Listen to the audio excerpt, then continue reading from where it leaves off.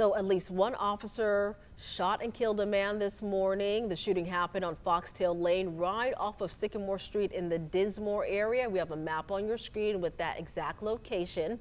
According to the Jacksonville Sheriff's Office, at least 3 officers responded to this call at a home. Faria Brar is live on the scene with details.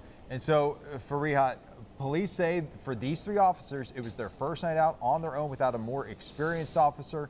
And I know you have crime and safety expert Ken Jefferson with you to maybe give some more explanation on that training process before they go out.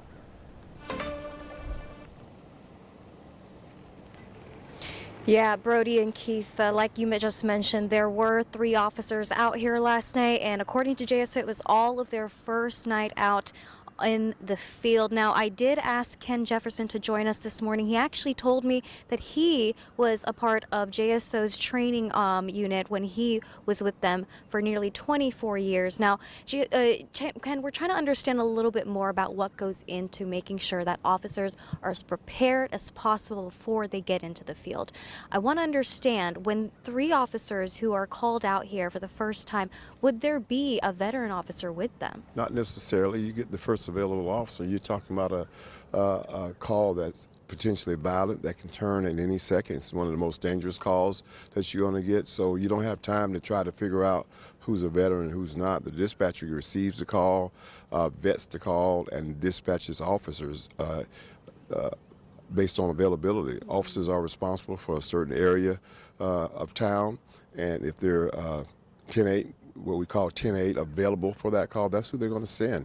The fact that these officers were rookies means that they've gone through the academy, about 21 weeks of training in the academy, and then I'm talking about intensive training with all your high liability courses and all of the other things that goes along with it. Then they have another 3.5 months of field training, of which I was a field training officer. So that officer goes from one area to another area of town, training with a different officer. So they've got 3.5 more months after they graduate from the academy. So that determines whether or not they're ready to be a solo unit. They ride as a solo unit, but when you have a domestic violence call or a potentially violent call, there's going to be at least 2 officers there. In this case, it was 3. Well trained, well prepared. So the fact that they were rookies just simply means that they may be a little bit more sharper because they're fresh out of the academy, fresh out of their field training experience with those officers. It's really interesting you mentioned that they could have been more sharp because they had just gone out of that training. But the more important point that you just mentioned was the fact that it's about resources and who's available, and the fact that there's officers that are supposed to be in specific districts, right, in their regions. I do remember JSO mentioned that the first call that they were responding to, which was a domestic violence incident, they had officers respond there, and while they were tending to the victim there, they had officers respond here to where they heard the suspect was fleeing, and it was a relative's home. So from what we're also hearing from JSO, this suspect allegedly said that he was not going to go to prison, and the only way he was going to leave was if JSO shot and killed him. It sounds like a suicide by cop situation.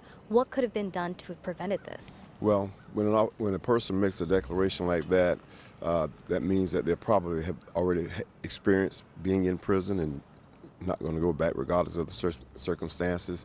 And basically what he's saying is, you all are going to have to take me out. The only way to prevent that sort of thing is try to negotiate with that person and see if they'll be reasonable to talk.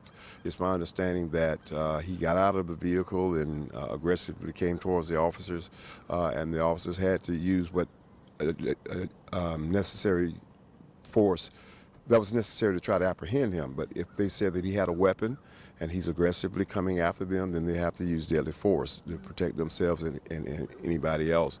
But when a person makes a declaration like that, that he's not going back to prison, and he has a weapon and he's facing an officer with a gun, it's not going to end good for him.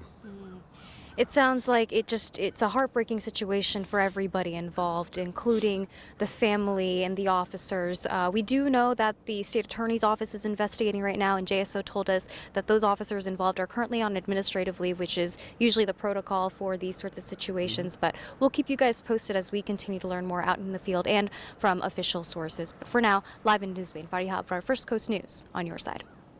Fariha, I'm curious if you can ask Ken, because he did mention that he led the field training. Is there any difference in the training for these officers when the suspect has a gun versus when the suspect has something like a knife or another blunt object?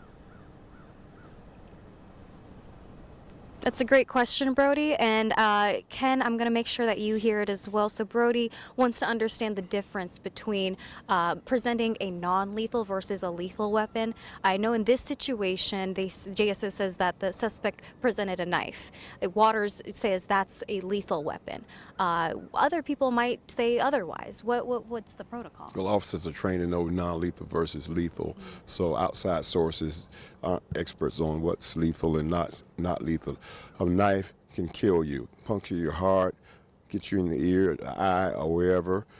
You don't meet non-lethal with lethal. In other words, the suspect had a lethal weapon that could kill you.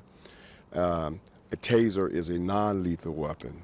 It doesn't it more than likely will not kill you. It will restrain you to a point where officers can restrain you, the suspect. However, when a person has a knife that has the ability to stab you in the heart or in somewhere where your vital organs are and you bleed out, that's a lethal weapon. So officers have to meet lethal with lethal, and their lethal is the handgun that they carry on their hip. Brody, I hope that helps clear up your question a little bit more. It sounds like from what Ken's just saying, it sounds like this was a situation that required the force that was met with. Brody, Kifa. All right, Fariha Abrar live in the Dinsmore area after JSO officers on their first night out on duty shot and killed a man in that area who had a knife, and we just heard from Ken Jefferson all about that protocol and the training they may have received leading up to that. Yeah, thanks for that, Fariha and Ken Jefferson. We're going to have them all throughout the morning here as we stream live for you on First Coast News Plus. We're going to get back out to that scene in a bit, but first.